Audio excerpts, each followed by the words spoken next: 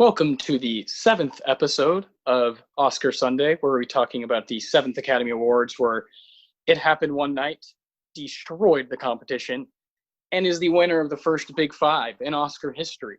The other two films to do that are 1975's One Flew Over the Cuckoo's Nest and 1991's Silence of the Lambs, two movies we both love.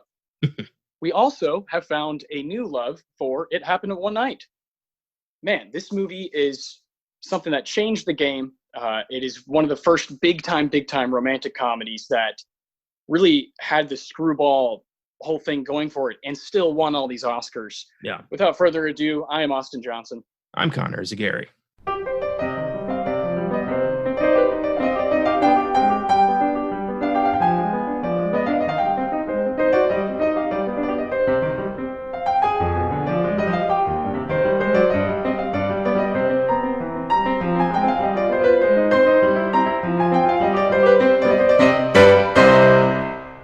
All right, my man. I know you rewatched It Happened One Night very recently, and you had just seen it a few months back. So you did kind of a bam bam. Did it help rewatching it? Big time. I watched it on a whim a few months ago. I was just bored, and we had it, so I'm like, all right, I haven't seen that. It's a classic. I'll put it on, and I thought it was great. Watching it a second time, you're into it a lot more because you know the characters. The journey's a lot more. I think it's a lot funnier the second time. Yes. Especially if you know they're going to end up together. And Clark Gable and Claudette Colbert are just so good together. This movie is 100% built on their chemistry. And I twice now I've seen it, and it's a classic, undisputed. It's really entertaining, and I love it. Yeah, man. Yeah, I totally agree with you. Chemistry is definitely something we're going to bring up later between actors and how important it is in this particular genre. Yeah. I saw the Oscars have been something I've had a weird relationship with my entire life since I was probably 11 or 12, right? When I first started watching them with my parents and whatnot. And I've had this strange, love for them, but kind of hatred for them at times. And now I've totally accepted that, hey, they make mistakes.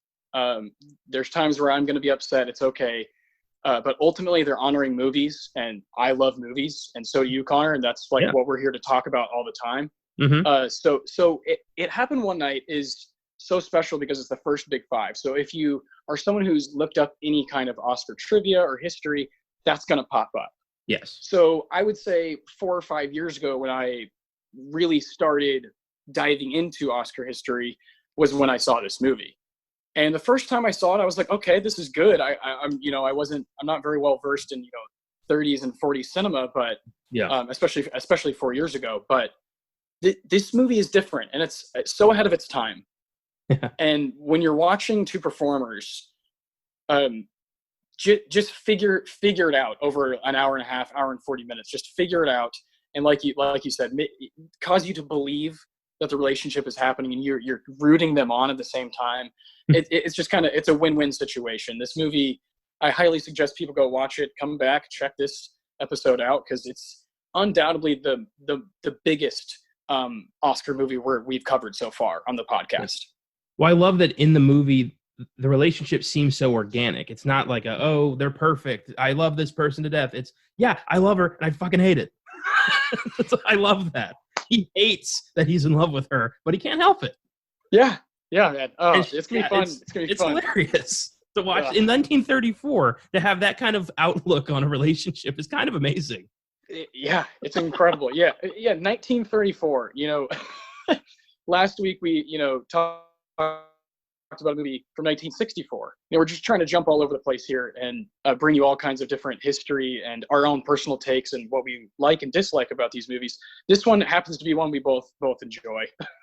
Yeah. Some interesting things about this movie right away.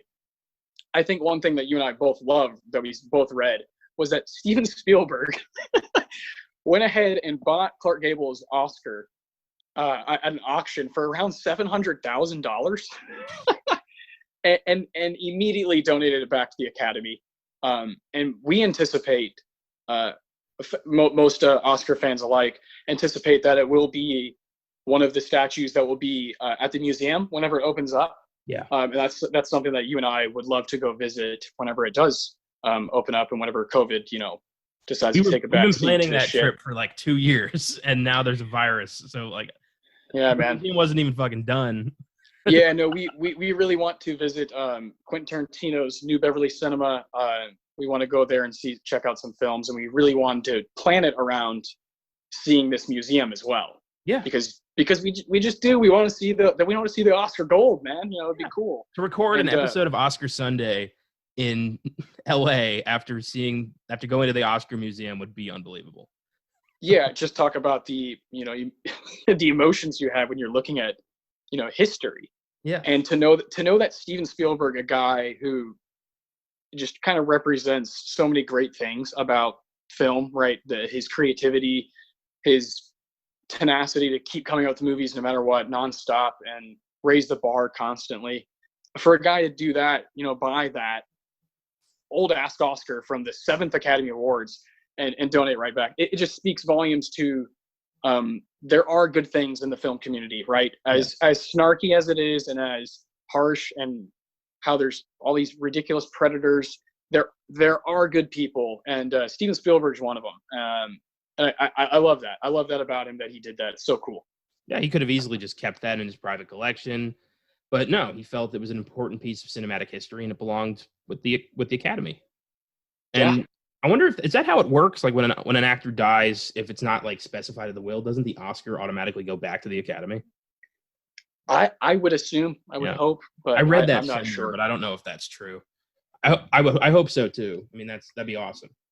Yeah, and Steven did that in 1996 at an auction. $700,000 he dropped to do that. So very cool. We both love that. $700,000. What's that? Like Raiders opening weekend? That's nothing to him. Oh man, Raiders. Real quick, what's the last Steven Spielberg film you watched? The last Steven Spielberg film I watched. That is a very good question. I think it was Hook. Nice. Very nice. Yeah, that's a constant favorite of mine, and still my favorite version of the Peter Pan story ever put to film. Yeah, I just watched Jaws, July 4th. That's, just something. I did too. I think that actually is the last one. Well, and it's my favorite. So so it usually is. If someone asks me that question, it's usually the one I just watched. But today, Steven's great. Today we're talking about It Happened One Night, 7th Academy Awards, that were hosted by Irvin Cobb. He's a writer at the Biltmore Hotel in Los Angeles. They only hosted, a few ceremonies, and I was looking up pictures of it. If you're listening and you're into the aesthetics of the Oscar show, there's some very cool pictures of the Biltmore Hotel, in the 30s that I would love to see a movie kind of have that in it, because it's just such a fascinating scene. And I love that stuff, and that's part of the deal here, right, with this show is we're going back and learning a lot of stuff. Yes. We're going back each week, whether it be this movie or Rocky or In the Bedroom. We're learning a lot of stuff about the Oscars themselves and how they've moved to different buildings, and how obviously now you look at the stage and it's this ridiculous, amazing production. The Oscars, they are. It's like our Super Bowl Sunday, right, Connor? It's just yes. It's like a magnificent event. But I do love kind of the lore of the Biltmore Hotel now that I've researched a little bit about it. And again, it was just hosted a few ceremonies like throughout the 30s, a couple in the 20s, and the 7th Academy Awards here. Just domination from It Happened One Night. Yeah. One Night of Love had the most nominations. That was 6, but it just did not matter, because It Happened One Night it was nominated for 5, won 5. It's like Michael Jordan. It's just perfect, undefeated kind of thing. And it's the first Big 5 winner again. We're going to say that over and over again. It's just such an amazing feat. We're going to talk about the Big 5 that it won, and the other stuff in the category. These are very interesting categories, because there's some that have 3 nominations, some that have 8. Oh my gosh. Connor, they were definitely still figuring shit out. Like, they didn't know what they wanted to do. So Obviously, the big five: Best Picture, Best Actor, Best Actress, Best Director, Best Screenplay. Those are the five it was nominated for, and those are the five it won. So let's take it from the Yep. bottom with Best Adapted Screenplay. Only 2 movies up against it. We've got Viva Vila by Ben Hecht, The Thin Man by Francis Goodrich and Albert Hackett, and It Happened One Night by Robert Riskin. Now, I have seen The Thin Man. I believe you have as well. Yes. And that's a cute film, but it's no It Happened One Night. No. It's solid. I definitely recommend it, but no. Yeah, and we should probably mention that of the 1, 2, 3, 4, 5, 6, 7, 8, 9, 10, 11, 12 Best Picture nominees. Those are the 2 we've watched. Yes, these are very difficult to find. This is 1934. We're going a ways back. We've talked about 1940 with The Great Dictator, but 1934 is pushing it pretty far back here. Well, talking about the additional nominees and kind of adding a little bit more flavor, that's more just kind of a fun bonus thing. The priority is always the film itself. And yes. If we can get to all that other stuff, great, adds for great content. But if we can't, we got to shift our focus and really hammer home on the big one. And that's what we're going to have to do today. Yeah, and next week, we're going to have one where we're going to be able to have an opinion on everything. So, next week. It's going to be great. But more on that at the end of the show. Yes, sir. So as far as the screenplay goes, I think this film's pretty crucial. The screenplay is brilliant. It's quick, it's witty, it's smart, and it's for the time, it's highly original. And I have not read the story Night Bus by Samuel Hopkins Adams, but I still think it was a great screenplay. Yes, indeed. I had texted you earlier today after rewatching it because I hadn't seen it in about 4 or 5 years, and rewatching it, I was struck by how fucking quick it moves, the dialogue, and how sharp it is. These are things you're not accustomed to when watching older movies, whether it be true or not, because you just believe that they're slower pace because that's just what people tell you. And they try to guide you. It's just false. It's false. There's so many films from these earlier decades that have incredible writing and whip fast. And this movie has it. And I think that's the best part of it is you can't really, just like in a really intense drama, you don't want to miss any little sudden movement. You can't look away from this movie because the writing's so good. You don't want to miss any one little snap that either of them have. It's perfect. Well, and I love that. Lost my train of thought. Yeah, it's a great movie. I remember what I was going to say. This was a time when films were still really kind of starting out. They didn't really know what they could do, like the scale of what you could do with a film. So a lot of it is just pointing a camera at actors in a room. And you kind of had to work with that. And if that's your film, then you have to rely heavily on your actors for, quick-witted dialogue and really just selling the performance. And this film needs that because it is all just pointing a camera at a room and letting the actors talk. It's like, I don't think this would have taken cinematography if it was nominated for it. The filming itself is actually pretty bland, but what's in the film is so damn funny and smart that you don't really care. It's kind of neat. Yeah, in the same fashion that something like I love that. I love that you pointed that out. In the same way that something like today, maybe something like the Mad Max or the Revenant, where it's built on cinematography, editing, bam, bam, bam, just shocking you with its movement, and that's just something that wasn't possible. In 1934. There were some directors who were experimenting with that, like F.W. Murnau really tried to capture shadow and lighting, and he wasn't just fit to point a camera in a room. He wanted to make something. And there were those artists out there, but they were few. They were very few. I mean, Kubrick's didn't come around till the 50s. And it's not a dead era of film, but there's very few films that I think have lived this, have made it to now, have lasted this long, because a lot of them just look exactly the same. Yes. Same. Yeah. Well, especially when you're dealing with black and white, right? Unfortunately, yeah, a lot of people these days, when they see black and white, they're like, "Oh, that's an old film. I don't care. I won't watch that." I can't. Yeah. Breaks my heart. It's sad. That's sad, right? That's like it's like a lost art or something. Come on. I know. Ugh. It's upsetting. So after screenplay, we have director. This was only 3 nominations. W.S. Van Dyke for The Thin Man, Victor Schertzinger for One Night of Love, and the winner, Frank Capra, for It Happened One Night. Frank Capra, one of the bigs of early Hollywood, one of the big wigs, responsible for a lot of great movies. Yeah, I mean, personally, one that I know we're gonna end up talking about in some fashion is Mr. Smith Goes to Washington. Just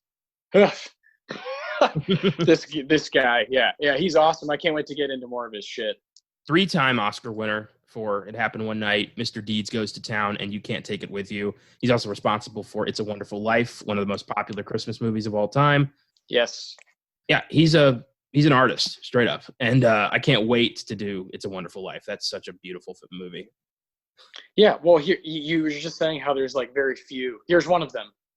Yeah. Here's one of the guys. Here's one of the guys. Here's one of the names that you should know if you are wondering if you're someone who wants to know where to start, because sometimes learning about film is daunting and it's like, whoa, there's so much shit. That's because there is. Yeah. You have to start somewhere.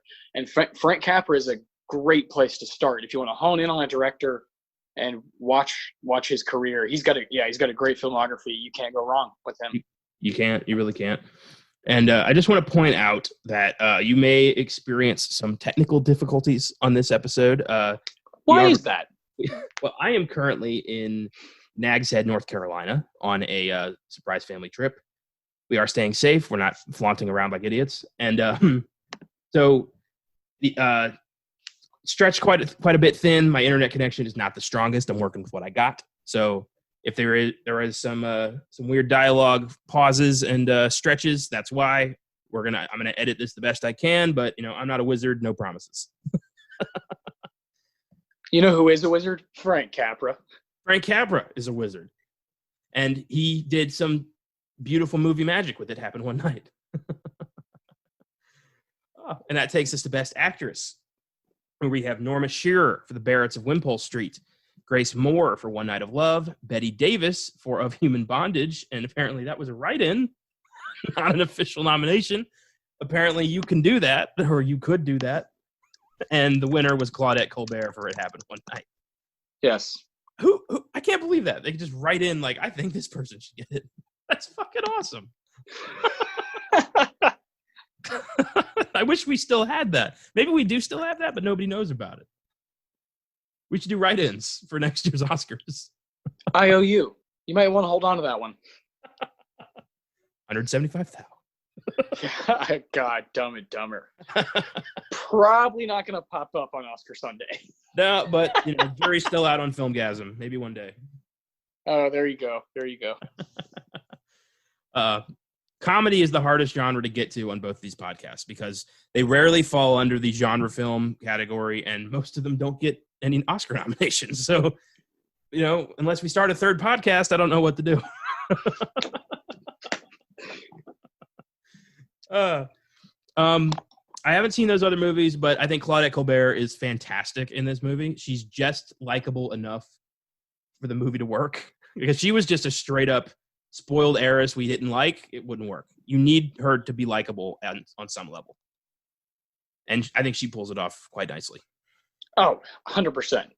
I'm excited to bring up more chemistry stuff here in a little bit. But she has this way of I'm interested in whether it be a over the shoulder shot or straight at her face or any angle. I'm just sold, and I'm interested in every movement she makes. This is something that you keep bringing up is so essential to a 30s film standing out and living as long as it has.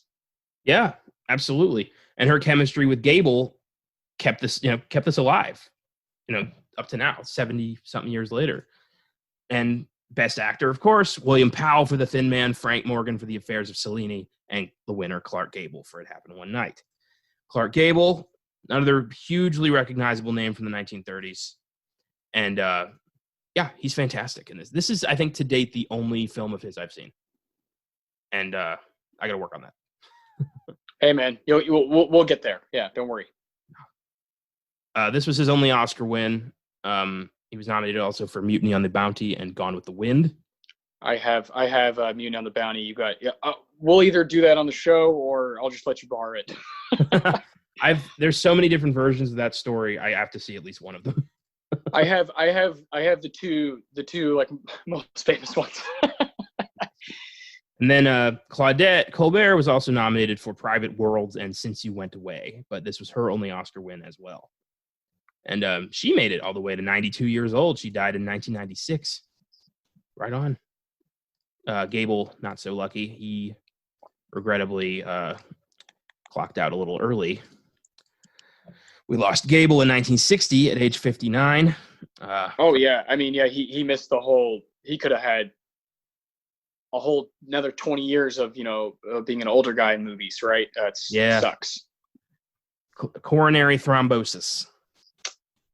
And then I think his grandson killed himself a couple years ago. Clark Gable III was a model. Jeez. And he looked I didn't know that. like him. It was very freaky. He looked just like Clark Gable. Yeah. Yeah, very strange. But he's one of those names that always pops up in classic Hollywood alongside like Jimmy Stewart, Humphrey Bogart. He's just one of those guys. One of those, the Mount Rushmore of 30s leading men. Clark Gable is on there. And he's so funny in this movie. He is just a total prick who could care less, but grows to love this woman. And I don't really know why. He just kind of does. And that's kind of how love works. There's no reason behind love. It just fucking happens. You can't do anything about that. It just happens to you. And this movie is all about, Cupid's arrow getting in the middle of two people who are highly annoyed by one another. Yeah, Pete and Ellen just bickering and having that quick whipping dialogue. That's they go hand in hand, right? These Oscars don't happen. They all don't happen if one piece is missing. Yeah. The writing has to be good, but you also have to have the actors that are going to be able to pull it off and make you believe it. And it just hits on all cylinders. And so it makes sense that it did what it did. Yeah, exactly. It's lightning in a bottle. There's certain movies that work the way they did because they had to. Like this was the only way it was going to be because it's so perfect. You take like you said, you take one piece of this away, the whole damn thing collapses. It's so perfect. It hits all the notes. And Gable, it reminds me of we watched something recently with a guy who was just kind of a dick, but we loved him. I don't remember what it was. I watch a lot. I like consciously watch a lot of movies like that, right? But I feel like it was for the show. Like a lovable loser. What would we have done? I mean, it was like on Oscar Sunday or Filmgazm. My Fair Lady. That's what it was. Oh yeah. Dr. Henry Higgins. He's just he's a total prick, but he's a prick to everyone. So you kind of like him. Yeah, and he's freaking smart. Yeah. Peter Warren's the same way to me. Just like he doesn't give a fuck, but you like him. Yeah, I'm cool with it. Yeah. These are both two kind of inherently like annoying people. Like, you wouldn't like them. Like, a spoiled heiress running away from her father and a sleazy newspaper man who's using her to get a big story. You shouldn't like these people, but Colbert and Gable are so damn charming that you fall in love with them. Frank Capra was great at that. He was great at molding characters. And, it's such a great movie. I totally see why it destroyed the Oscars. Yeah, especially at this time, right? So early on, the 7th Academy Awards. I mean, of here are the films it was up against for Best Picture. The White Parade, Viva Villa, The Thin Man, One Night of Love, Imitation of Life, The House of Rothschild, Here Comes the Navy, The Gay Divorcee, Flirtation Walk, Cleopatra, and The Barretts of Wimpole Street. I've heard 2 of those movies, and the 2 that I've seen are fucking hilarious. because of the great characters, and that's It Happened One Night and The Thin Man. Yeah. That's another one I'd love to do on the show. William Powell and Myrna Loy are just hilarious. The idea of a detective solving a murder because he's like, well, I'm bored. I guess I'll do this today. That's awesome. That'd be a fun double feature. Those two together, Thin Man and It Happened One Night, just kind of stack them together. And yeah, I think in the future on Oscar Sunday on this show, we will revisit at some point years that we've already covered, and just kind of stack them against each other properly. Yeah. So, look at these. I do. At different angles. Exactly.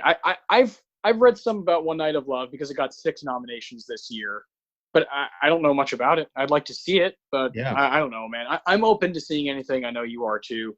Mm-hmm. The whole 30s thing does not bog us down at all.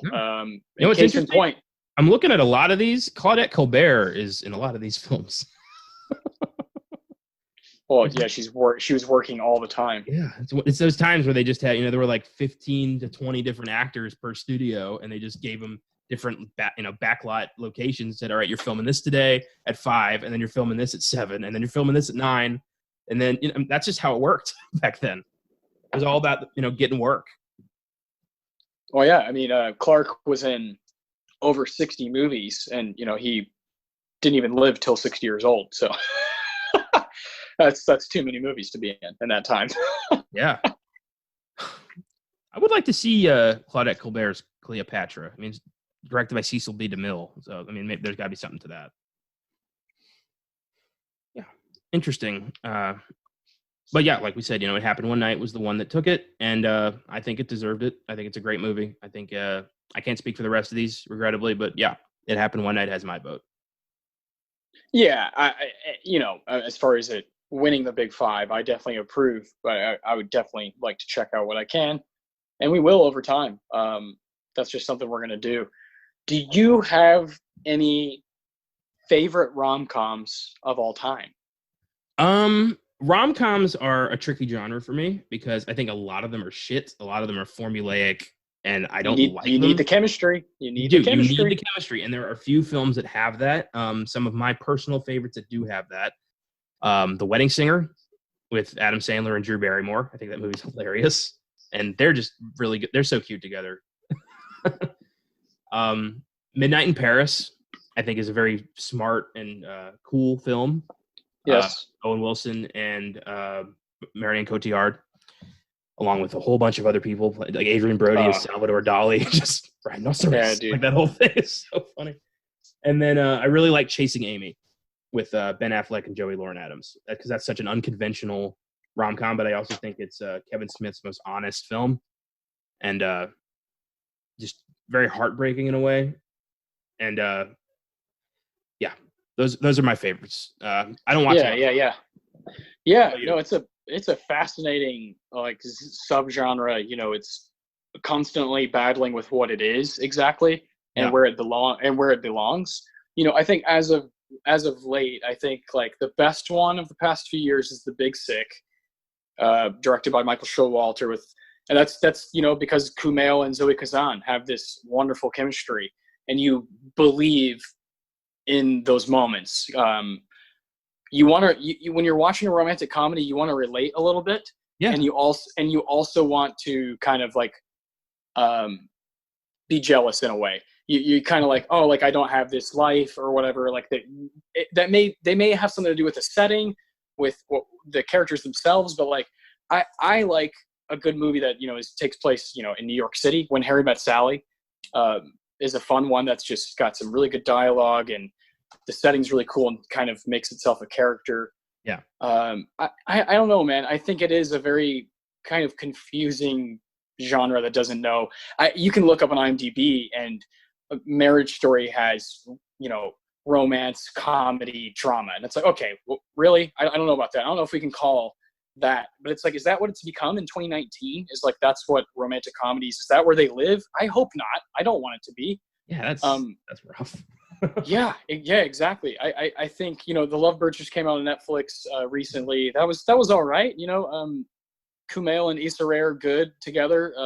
There's some scenes that were just kind of dominant, but it's tough. It's tough, and you have to find the right chemistry. Yeah. Well, like you said, like you want to see yourself relating to it a bit. And like wanting to, kind of be jealous a little bit. And there was no point in Marriage Story where I was like, I wish this was my life. Well, yeah, this exactly. Entertaining. Yeah. I'd love to be a part of this. Like, Jesus Christ, no.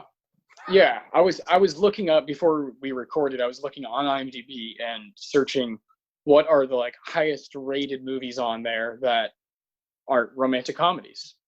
And The Apartment, Some Like It Hot, It Happened One Night. All these pop up right away. Great films. Would you consider As Good as It Gets to be a romantic comedy? I do. Yeah, I love that movie. But that movie's almost like a little too dark. It's Jack, man. He just brings this to every role. And there you go. Is like that's the whole thing. Is like he kind of breaks the genre where it becomes its own movie. And As Good as It Gets is just as good as it gets. And When Harry Met Sally, as far as I'm concerned, is just like When Harry Met Sally. It's just this movie that kind of stands the test of time. There's a reason there's a bunch of fandom behind it, and there's a reason a lot of romantic comedies just don't stand the test of time and just kind of they kind of come and go.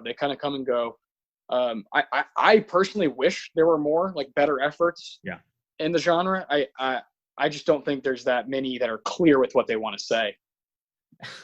As Good as It Gets has one of my favorite movie quotes of all time because it's so mean. It was when Jack is going up to his apartment or he's visiting somebody and a fan accosts him and is like, I love your stories. How do you write women so well? And he goes, I think of a man and I take away reason and accountability. And then he walks away. That's the meanest shit to say to somebody who loves your work. My God. Yeah. Sorry, I just had to get that out there. Jack Nicholson is still the king, as far as I'm concerned. Absolutely. No contest. That guy's just an incredible performer. I think, you bring that up. How about, Something's Got to Give, the Nancy Meyers whole world of, where romance is definitely in play a lot. And Annie Hall. There's, I have mixed feelings about that one. I think we all do. Point being, it's very tough, and the chemistry is so important between those two main characters. No matter what the relationship is, I would love to see more gay couples represented in romantic comedies. I think that's something that just hasn't been used on the screen enough. Letting gay characters be themselves and not having a movie about them constantly defending their own rights. I think that would be really cool. We're huge fans of Brokeback Mountain here at Filmgazm Productions, but I would love to see a movie where it's just two gay guys living their life and having fun, and going through modern kind of relationship problems, where that would be great. I wish there was more in this genre, man. I wish there was more to talk about as of late. Most of the time it's the same formulaic stuff. It's like, so-and-so's about to get married, but her best friend's in love with her, or she just met this guy at the wedding, or, just we've seen that. We don't care. Yeah, the tropes are the same over and over. It gets old. I asked the same thing of rom-coms that I asked for every other genre of film I watch. Give me something to invest in. Give me a reason to care about this movie. Yes. That's all I ask. Yes. And It Happened 100%. One Night certainly did that. Yeah, no kidding. I guess, before we get into the plot, this film has an IMDb score of 8.1 and a Rotten Tomato score of 98%. Near perfect. Incredible. It was a huge hit. It grossed about $2.5 million on a budget of $325,000. For 1934, that's insane. That is an insane gross. You're a millionaire. Beautiful. Absolutely beautiful. And I guess with that, let's talk about It Happened One Night. Let's do it. So we meet spoiled heiress Ellie Andrews, the daughter of rich tycoon Alexander Andrews. And she recently married this guy, King Wesley, a pilot and fortune hunter. All right. And her father's very protective. He didn't know about this marriage. He did not approve of this marriage. So he has locked her away on his yacht until she thinks about what she's done. And she's like 20 something. So she's a little peeved. So she runs away, boards a Greyhound bus to New York City to go reunite with her husband. Meanwhile, Peter Warren, a newspaper reporter, has just been fired for being a shitty newspaper reporter. And he's on the same bus, and he recognizes her and gives her a choice. If she gives him the exclusive on her unbelievable story that has captivated the nation, he will get her to her husband. And if she refuses, he's going to immediately tell her father where she is, so Ellie has no choice here. She agrees to give him the story. Classic. And this introduction is done very well, because he's like, they're getting on the bus, he's already peeved, and there's a stack of newspapers in like the only seat left, and he starts moving the newspapers, and the bus driver's like, "What are you doing?" He's like, "I'm moving the newspapers." He's like, "Well, why?" He's like, "Because they didn't pay for the seat, I did." As he's arguing, Ellie just walks over and takes the seat. And he's like, "That was mine." And she's like, "Bus driver, are these paid for in advance?" And he's like, "Nope." And Peter's like, "Well, two people can sit in them, can't they?" And he's like, "Well, I guess." And he's like, "Yep, scoot over." So Bam. just like that, they're in each other's lives. And she has no idea how to function in normal society. She's a sheltered, millionaire's daughter who has been given everything in her life. So she just assumes everything's going to work out for her. So she leaves her bus ticket on the seat. She just wanders around, thinking the bus is going to wait for her. And Peter's like, "Get a load of this bitch." Like the whole time, it's like, "Are you kidding me?" It's like he's Jim in the office looking at the camera like, "Do you believe Yeah. And he's like, "I'm going to have fun here." So he basically just like follows her around and is like, "Look, this is the deal. Like, you are going to be fucked if I don't help you. And I only want to help you if I get something out of this. So what's it going to be?" And she's like, "Well, all right." And they get back on the bus, and she's immediately hit on by this weird guy. And she's not handling it well. And Peter can tell. And he goes over to her and is like, "Hey, hey, Buster, I'd like to sit next to my wife, if that's okay." And he's like, "Your wife? Oh, I had no idea." And she's like, "What do you mean your wife?" He's like, "Yeah, we're married. Didn't you know that?" "I didn't do it for you. I couldn't stand the sound of his voice anymore. He'll never admit when he's doing the right thing. It's beneath him for some reason." It's funny. He's like, he doesn't need praise. He just does the right thing for the sake of doing the right thing, which is the best kind of person. And eventually this creep guy realizes who she is and tries to blackmail Peter. And Peter's response to this is hands down my favorite part of the movie. And I think the scene that got him the Oscar. Because he pretends to be a mafioso who has kidnapped Ellie and tries to see if this guy wants in on it. And the guy is terrified.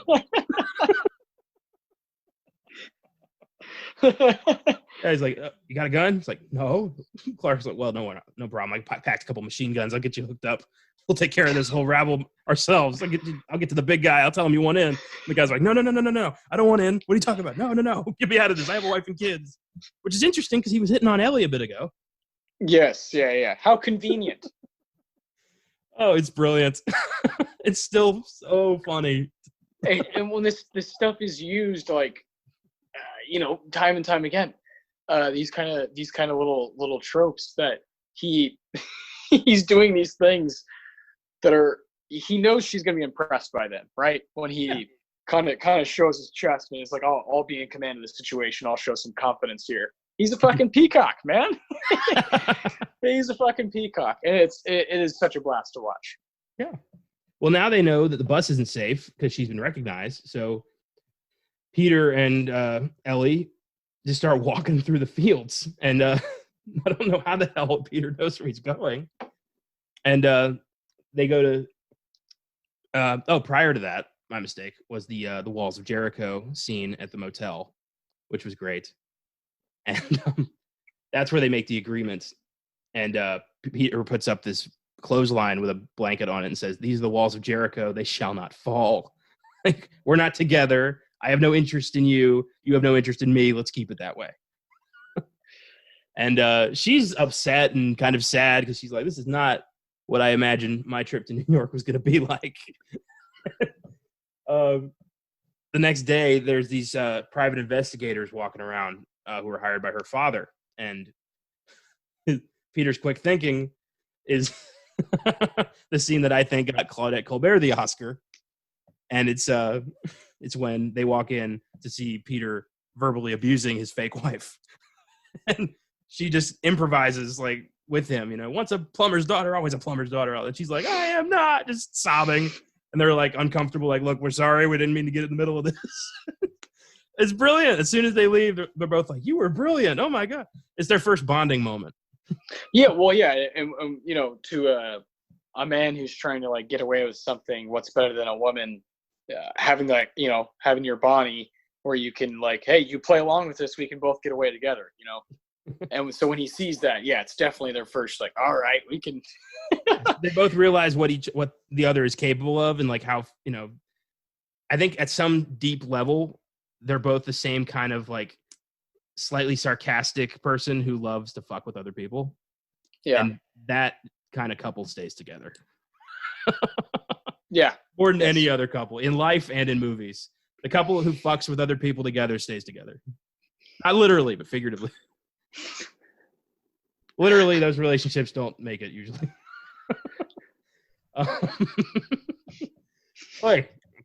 So after the bus breaks down, they begin hitchhiking, and they end up sleeping in a field, and they have a bit of an argument after she proclaims she's hungry, and he goes off to find her some food.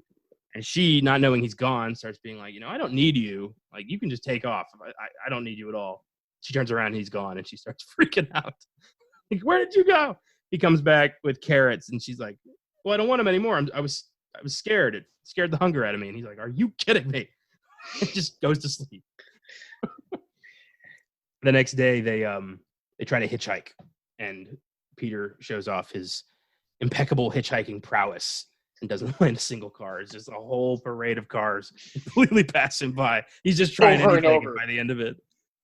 I love this scene because this represents a lot of scenes that happen after to me in movies where a character is in a scenario out in the country right here where it's like, why are all these cars coming at once?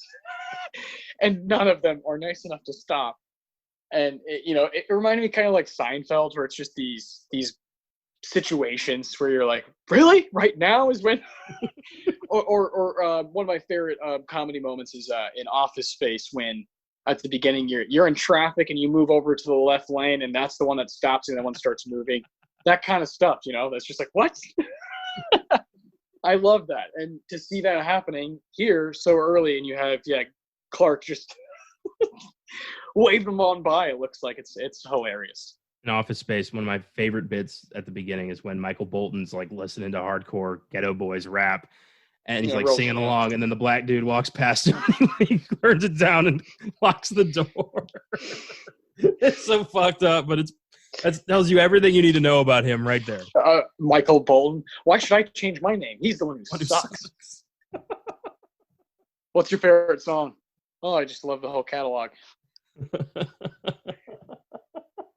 Yeah, it happened one night, and it has influenced so many movies to do these little things, these little tropes, and I respect it so much. Every trope has to start somewhere, and I think It Happened One Night is really kind of like the pioneer of most rom-coms, either consciously or unconsciously. Like, this film has been borrowed from for decades. Yes. And Ellie is like, stand back, soldier, I know how to get a car. And she just like lifts her skirt and shows her leg to the road, and a guy immediately hits the brakes and is like, come on in. This weird guy who starts like singing to them. My tonsils! And then tries to steal their luggage. Peter chases him down, ties him to a tree, and steals his car. Like, holy shit. And that never comes up again. No, it's just another thing they're going through, yeah. And then he starts singing, like, what the fuck? So during all this, they're starting to, feelings are starting to develop. They're both enjoying themselves. They're both beginning to fall for the other person. And near the end of their journey, Ellie confesses her love to Peter, and he loves her too. But the owners of the motel notice the next day Peter's car is gone. And I don't remember why he left. Why did Peter leave? I know. I don't remember. Leave the hotel? Yeah, when when the motel owners show up and they notice Peter's car's gone, so they throw Ellie out. Oh yeah.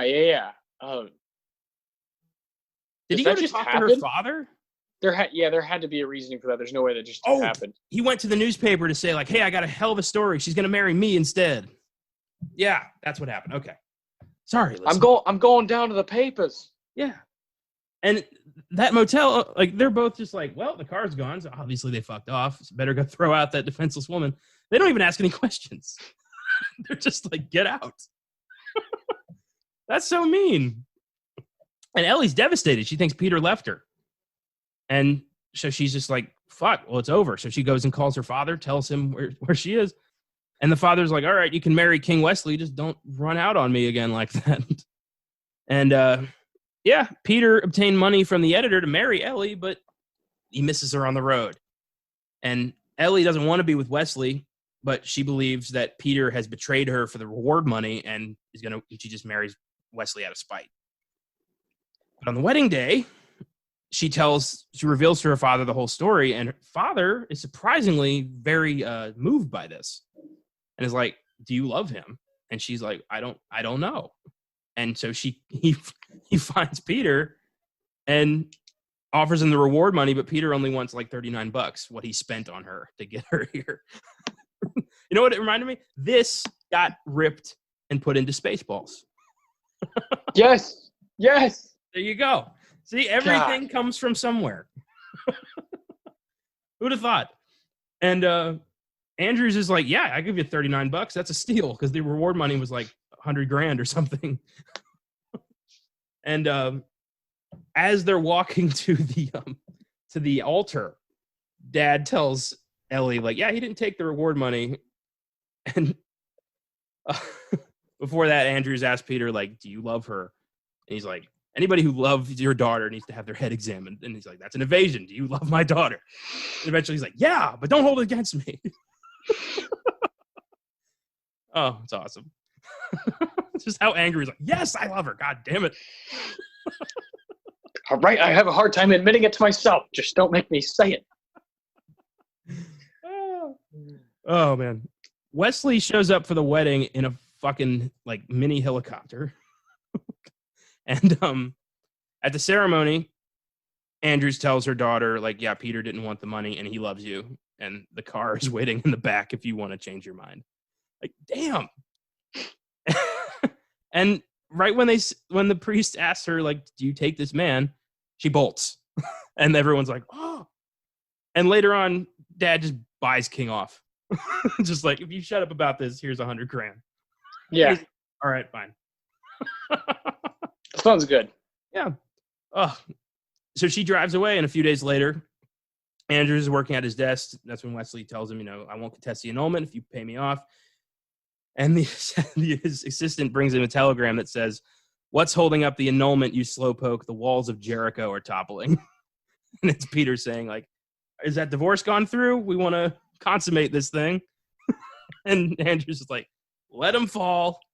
And we pan to that motel they were at, and they say, like, yeah, the motel owners are like, yeah, all they wanted was a string and a blanket and a little trumpet. And they bring down the walls of Jericho. Oh, it's adorable. That's the end of the movie. They found each other. Let them topple. It's cute and it's endearing and it's charming and I love it. It's just nice. It's a sweet movie. Yeah, and you don't feel like cheap. That this was like a cheap way that they got to where they're at in their relationship. Yeah. You feel the journey. You feel the adventure and the kind of wonder that they have for each other throughout the film. It's weird how you get into it. The first time I saw this, when he left her and she got the wrong idea, I was devastated. I was like, yeah, no. I was like, uh-oh. Is this going to go into, like, for a second when I first saw it, I was like, is this about to go into, like, Hitchcock territory? Like, what's happening? Going to commit suicide or something? Something horrible, yeah. And then, no, it's like, no, you're good. Yeah, it's just sweet. Yeah, I give it an 8. I like it. It'll probably go up with repeated viewings. Yeah, and yeah, just time. That's something that we've talked about what changes, with films. There's there's a movie we recently talked about on our other podcast, our Filmgazm podcast, As Above, So Below from 2014. Yeah. And you had asked what changed the second time, and I literally was just like, 6 years, man. Time. I think, 6 years from now we'll be into our 30s, and this movie could certainly get better, right? With time and with as you watch other stuff and find even more tropes that are not copied from it, but just kind of adopted from it and taken from it, and I love that. Yeah, it's wonderful. Anything else to add on It Happened One Night? No, I thanks for getting this far. I hope you were able to see the film before before you got here, because it's a lovely one. I don't think it's on any streaming services right now, but you can pay $2.99 to rent it on Amazon Prime. Yeah, I would say it's worth that $2.99. Yeah, and it's cute. I had it on DVD, so that was an easy find. But not everybody even does DVDs anymore. It's weird. Yeah, anyway. Discs are ancient these days. Yeah. And that takes us into this week in film. It's been a pretty sad week, frankly. We lost Kelly Preston. She died at 57 years old from a 2-year battle with breast cancer. That's pretty devastating. John Travolta's wife, fairly renowned actress in her own right. Yeah. Jesus. And then soon after that, Glee actress Naya Rivera died in a drowning accident, 33 years old. So the death just kept coming this week. And then yesterday, Congressman John Lewis died. I mean, holy shit. Give us a break. Fuck. Yeah, devastating stuff for multiple industries, right? Where it's not just one thing happening. I thought about that too. And when you see a lot of death in the news, you just tend to start thinking about it yourself. And man, it's so sad to see a wife or a mother or father or son, whatever it may be, go for anybody. It just sucks. Kelly Preston, John Travolta, we've talked about him here on this podcast. Our hearts definitely go out to him, man. And their family. Yeah, absolutely. After that, we have, this is interesting. John Hamm is going to be starring in a reboot of Fletch from Greg Mottola, director of Superbad and Adventureland. Yeah. Fletch was Chevy Chase's 80s 2-film comedy franchise about a newspaper reporter who wears disguises to get the big story. I've seen Fletch. I was not impressed. But that was 10 years ago, so maybe I should give it another chance. I like John Hamm. I think he's got great comedic timing, and I'm interested. I'll see it. I'm going to give it a go. I had no idea. I hadn't heard anything about this. That's very strange. What a bizarre combination of people. Greg Mottola, yeah, John Hamm, and that idea. I'm down though. I'm down. Yeah, for sure. Did you see Tag? Yes. I thought that was really funny. I thought that movie was underappreciated as hell. I agree. People are really harsh on comedy. That's funny. We're just talking about a romantic comedy. People are really harsh on comedy, and it's just hard to do these days because there's a lot of stuff that's just kind of not fair game anymore. Even just 10 years ago, you talk about a movie like Superbad. That would just rock people's worlds right now if it came out. A movie that's all about date rape and trying to score with a drunk chick. Yeah, that's pretty bad. Yeah. It's one of those movies that would have a hard time coming out today. Yeah. True. Do you think that it damages a movie nowadays? Do you think Superbad is tarnished because of its subject matter? Yeah, for sure. Superbad is super tough to even talk about. It's got so many issues, so many. I think it has extremely, extremely funny moments. I had it in my top 5 2007 movies. I look at it as kind of one of the pinnacle movies of the 2000s for comedy. I think it's got incredible timing. I think every single performance is really just spot on, from Christopher Mintz-Plasse to Seth Rogen to Bill Hader to the main two guys. But it certainly has plenty of issues, and I'm very open to talking about those. But if I'm sitting down and just watching myself, I still find that movie to be very, very funny. I feel the same way about Blazing Saddles. That's fair. Yeah, I mean, obviously, Blazing Saddles has its issues. Everybody knows that. But you're a big Mel Brooks fan, and I totally understand that. Totally get it. That movie still has great moments. Yeah. And it's also up for a possible Oscar Sunday episode because it was up for 2. Oh, we will definitely do that one day because that's a very, very controversial movie that would be very fun to do. Yeah, man. I think we've talked about this, right? On both podcasts where it's very gray. You really have to go movie by movie and be willing to have that conversation.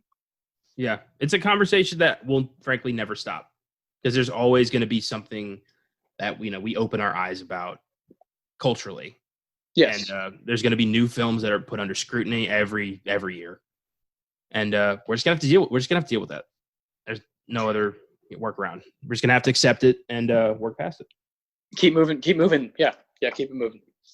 And finally, one last thing I wanted to bring up: the trailer for Tesla dropped. Yes, starring Ethan Hawke as noted scientist Nikola Tesla, Kyle MacLachlan as Thomas Edison, and Jim Gaffigan as George Westinghouse. I am 100% on board.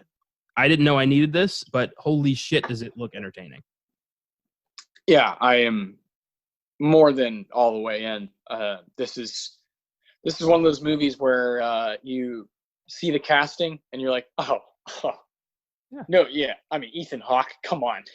McLaughlin as Edison? Yes. Jesus. Yeah. And yeah, Jim Gaffigan. Yeah, I cannot wait for that. It's going to be very, very cool. Looks entertaining. I hope we get to see it. Yeah, of course. We can talk about that all day, right? That conversation is never going to end either. Fucking want that conversation to end. I heard No Time to Die is probably going to be delayed to summer 2021. Yep. So, just completely, devastating for like the whole, any Bond fan. It sucks. Any film fan, like there's nothing. Well, yeah, at this point you want anything to come out, but yeah. I mean, we you have that circled, that was the one that you were looking forward to most. That just sucks because it was going to happen earlier in the year, and you were like, oh, we're going to have this gift in the in the late spring, and there's just bigger and more important things going on that have not allowed movie theaters to open up again. But if we all just pulled together and wore a goddamn mask and actually gave a shit about this thing, we could end this by Christmas. But no, we won't. It infringes on our precious rights, even though it doesn't at all. So, yeah, sucks. It's just I'm on the East Coast. I was in Virginia, and everything's still heavily locked down in Virginia. And it's a state that does not have a very big number of cases because everybody I saw was wearing a mask. Every place is very careful. They care. Down in Texas, it's just like, fuck it, do whatever you want. Yeah, we have. Yeah, I'm here in San Antonio still recording, and we have some fascinating, amazing culture and massive cities in our state. But I've never been more disappointed in just the general energy that I feel around the state of there's just multiple like groups of people saying like, well, yeah, you're infringing on our rights by making us wear a mask. And that's just kind of sad that people even have the idea to do that. It's like, just wear it, man. It's not even a big deal. Who cares? Even if everything is bullshit to you and it's all a conspiracy, even if it is, just wear the mask. It's not a big deal. Yeah, I don't get it. That's one of the things that I can't understand. I hate when people make those little things political. It's frustrating. You know what it is? It's the same assholes who don't put their cart back at the grocery store. It's all the same brand of dick. Yeah, just like, why can't I leave my shit here? You're like, well, clean it up. Yeah, it's those same assholes. It's sucks, man. Frustrating. Going any further, I'm going to alienate a good chunk of the fans. So No. People need to be challenged, and myself included. I think I have to keep a positive mindset and be the energy that I want to see. Right. Yeah. And just do your best. Like you said, we can just wear a mask and keep trying to stay inside as much as we can. That's all we can do. Yeah, exactly. And I know that I sound like a bit of a hypocrite saying this while I'm on a vacation, but suffice to say, I am still taking precautions. I was very careful. I'm going to continue to be careful because I actually do want this to stop. I do not want to accept this as the new normal. I would like to actually work together and fuck this thing off.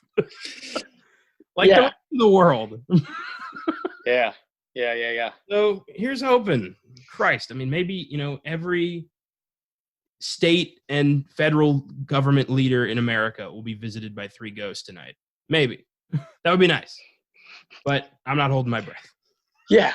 No, me neither. God knows with this coronavirus, there's a lot of new ghosts to go around. Well, what are we doing next week?